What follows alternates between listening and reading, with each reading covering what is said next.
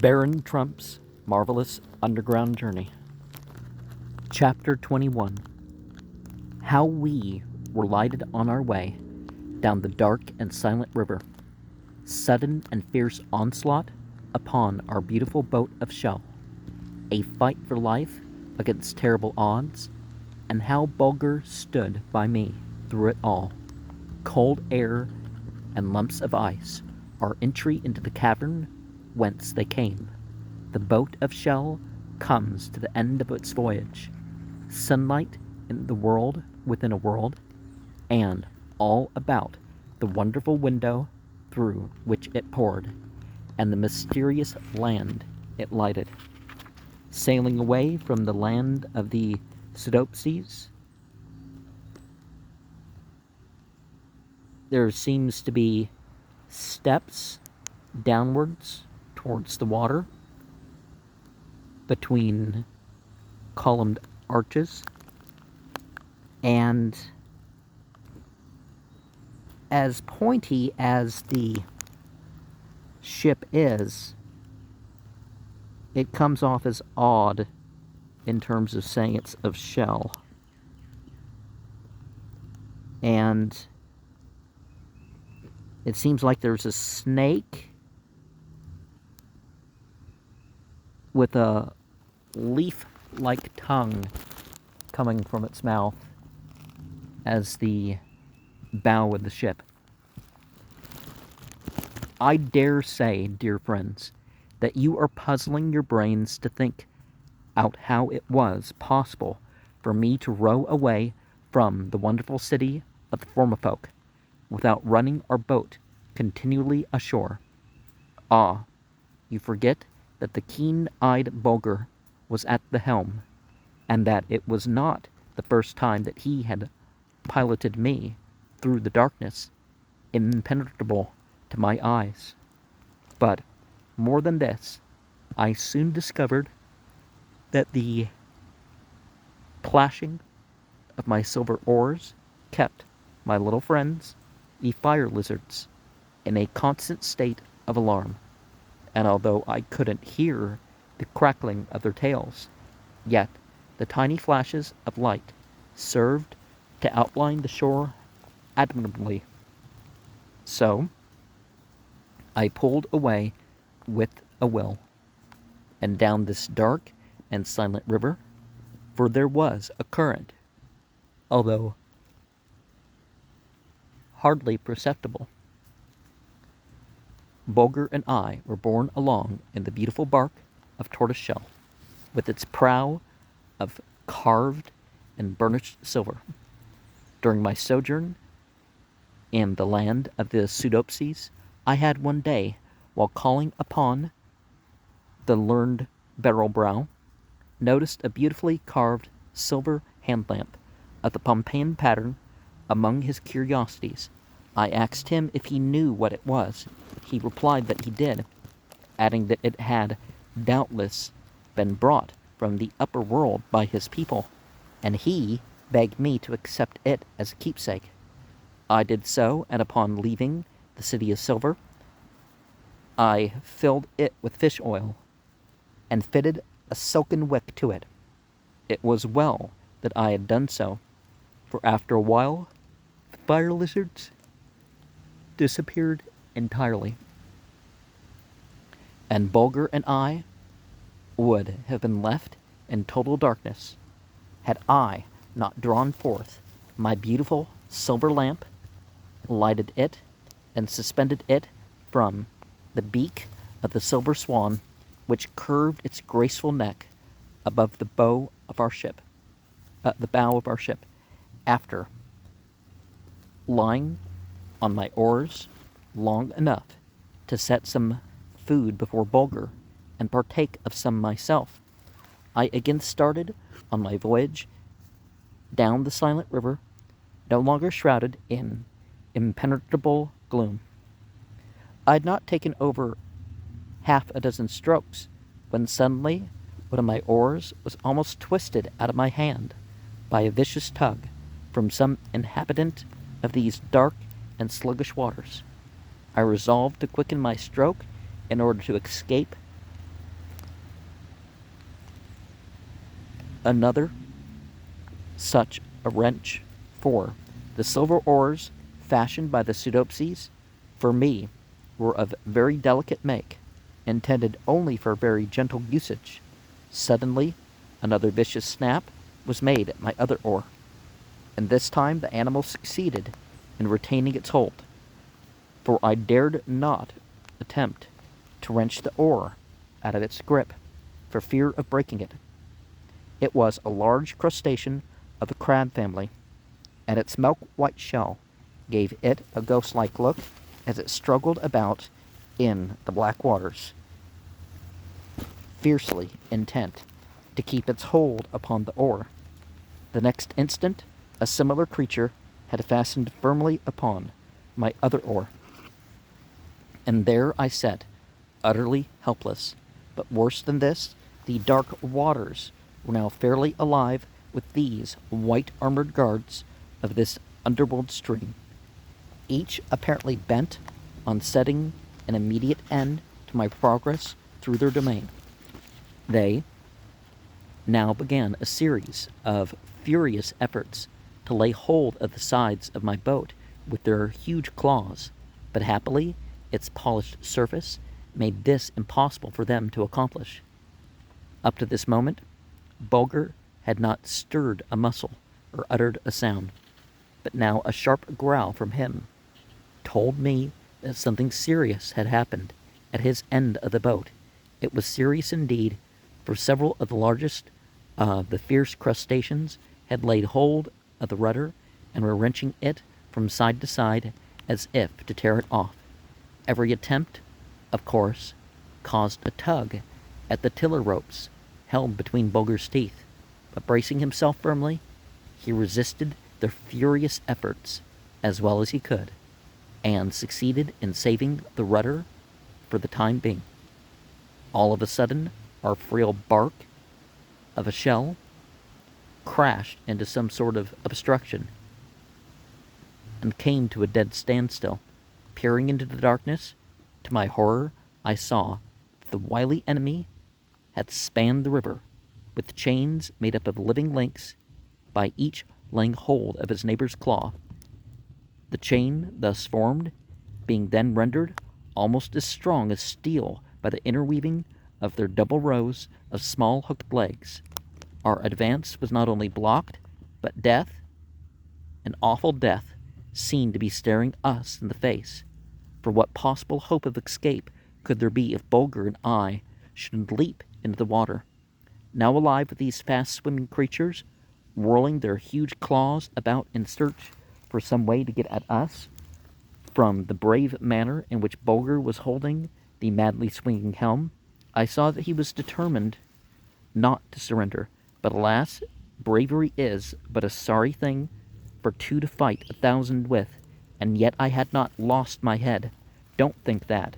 True, I was hard pressed. The very dust of the balance, if thicker on their side, might make my scale kick the beam. I had hauled both oars into the boat by reaching over and beating off the claws fastened upon them, and had, up to this moment, driven back every one of the fierce creatures which had succeeded in throwing one of his claws over the edge of the boat. But now, to my horror, I felt that our little craft was being slowly but surely drawn stern first toward the riverbank. In order to accomplish this, the crustaceans had thrown out a line composed of their bodies gripped together, and had made it fast to the rudder. Not an instant was to be lost. Once upon the riverbank, the fierce creatures would swarm around us by the tens of thousands, drag us down, pinch us to death, and tear us piecemeal. An idea flashed upon me. It was this: it is folly to attempt to resist these countless swarms of crustaceans by the use of one pair of weak hands, even though they be aided by Bulger's keen and willing teeth. We should, after a brief struggle, go down as the brave man in the sewer went down, when the famished rats leaped up upon him from every side at once. Oh, what was the name of that movie? The dude with the rats. Or as the stray buffalo goes down when the pack of ravenous wolves closes up its circle about him. If I am to save my life, it must be by striking a blow that will reach every one of these small but fierce enemies at the same instant, and thus paralyze them, or at least bewilder them, until I can succeed in making my escape. Quickly drawing my brace of pistols, I held their muzzles close to the water, and discharged them at the same instant. The effect was terrific, like a crash of a terrible thunderbolt. The report burst forth and echoed through these vast and silent chambers, until it seemed as if the great vaulted roof of rock had, by some awful convulsion of nature, been cast, roaring and rattling, down upon the face of these black and sluggish waters.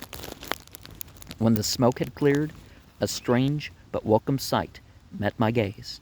Tens of thousands of the huge crabs floated lifeless upon the surface of the water, with their shells split by the concussion,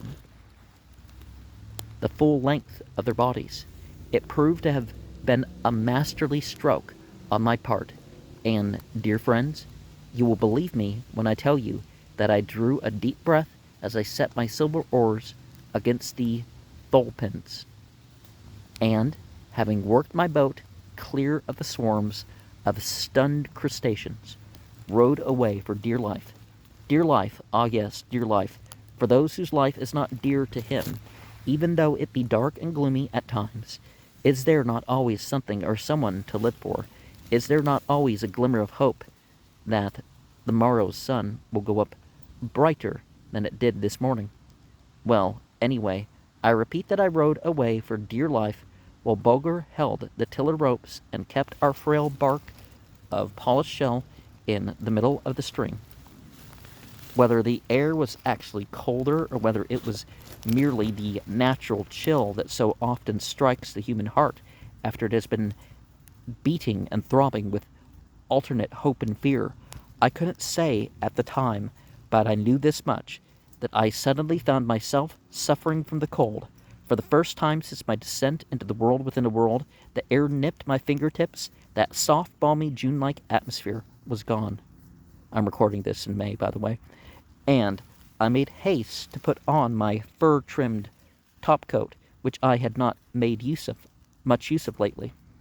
At that moment, one of my oars struck against some hard substance floating in the waters. I put out my hand to feel of it. To my great surprise, it proved to be a lump of ice, and very soon another and another went floating by us.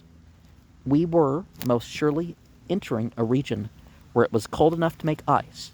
I was not sorry for this, for, to tell the truth, Bulger and I were beginning to feel the effects of our long sojourn in the rocky chambers of this underworld, whose atmosphere, though soft and warm, yet lacked the elasticity of the open air. Ice caverns would be a complete change, and the cold air would, no doubt, send our blood tingling through our veins, just as if we were out a-sleighing in the upper world on a winter's night, when the stars twinkle over our heads and the snow crystals creak beneath our runners. Soon now, huge icicles began to dot the roof of rock that spanned the river, and shafts and columns of ice, dimly visible along the shore, seemed to be standing there like silent sentries, watching our boat as it threaded its way through the ever-narrowing channel. And now, too, a faint glow of light reached us from I knew not where, so that by straining my eyes I could see that the river had taken a sweep and entered a vast cavern with roof and walls of ice fretted and carved into fantastic depths, and niches and shelves and cornices, and here and there shapes so fanciful that it seemed to me I had entered some vast hall of statuary, where hero and warrior, nymph and maiden, shepherd and birdcatcher filled these shelves and niches in glorious array.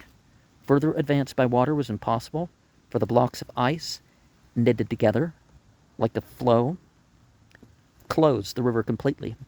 I therefore determined to make a landing draw my boat upon the shore, and continue my journey on foot. The mysterious light, which up to this moment had shed its pale glimmer like an Arctic night upon the roofs and walls of ice of these silent chambers, now began to strengthen, so that Bulger and I had no difficulty in picking our way along the shore.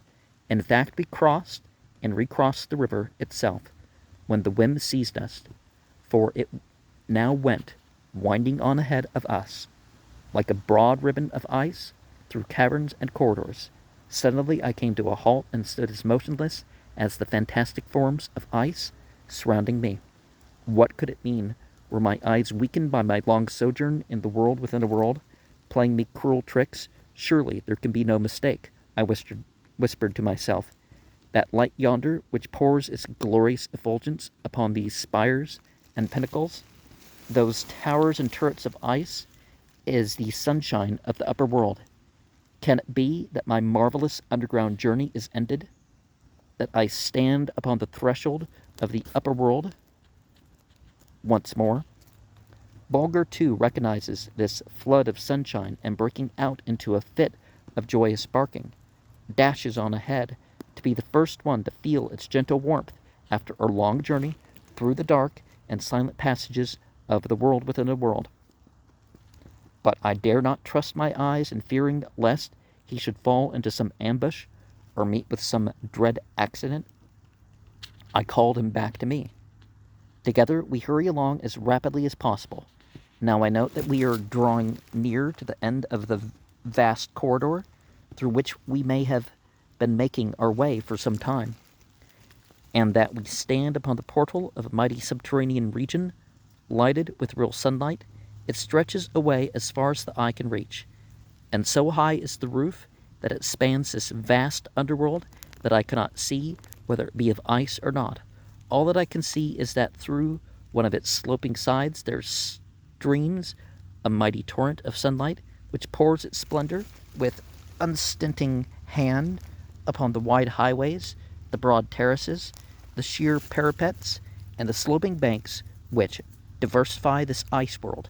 Can it be that one side of this mighty mountain, which nature has here hollowed out and set like a peaked roof over this vast subterranean region, is a gigantic window of ice through which the sunlight of the outer world streams in this grand way like a silent cataract of light, like a deluge of sunshine? No, this could not be. For now, upon a second look, I saw that this flood of light, thus streaming through the side of the mountain, came through it like a mighty pencil of rays, and striking the opposite walls with its brilliancy, 100-fold increased, rebounded in 1,000 directions, flooding the whole region with its effulgence, and dying away in faint and pearl-like glimmer in the vast approach where I had first noted it, and therefore I understood that nature must have set a gigantic lens, twice 1,000 feet or more in diameter, in the sloping side of this hollow mountain, a perfect lens of purest rock crystal, which, gathering in its mysterious bosom the sunlight of the outer world through it, intensely radiant and dazzling white, into the gloomy depths of this world within the world, so that when the sun went up out there, it went up in here as well, but became cold as it was beautiful, bringing no warmth, no other cheers save light, to the subterranean region which for thousands of centuries had lain locked in the crystal embrace of frozen lakes and brooks and rivers and torrents and waterfalls, once bubbling and flowing and rushing headlong through fair lands of the upper world, but suddenly checked in their course by some bursting forth of mighty pent-up forces, and turned downward into these icy depths, condemned to everlasting rest and silence, their crystals locked in a sleep that never would know an awakening, mocked in their dreams by this mysterious sunlight that came with the smile and the fair winsome look of the real, and yet was so powerless to set them free as once it did when the springtime came in the upper world.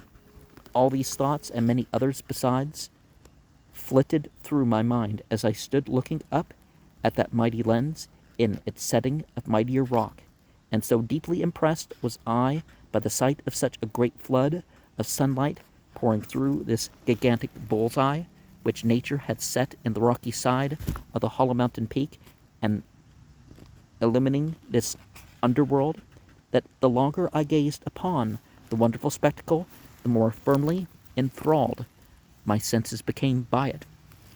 The deep silence, the deliciously pure air, the ever-varying tints of the light as the mighty ice columns acting the part of prisms literally filled those vast chambers with the rainbow's glorious glow, imparted into the spell resting upon me such unearthly power that it might have held me there until my limbs hardened into icy crystals, and my eyes looked out with a frozen stare, had not the ever watchful Bulger given a gentle tug at the skirt of my coat and aroused me from my enthralling meditation.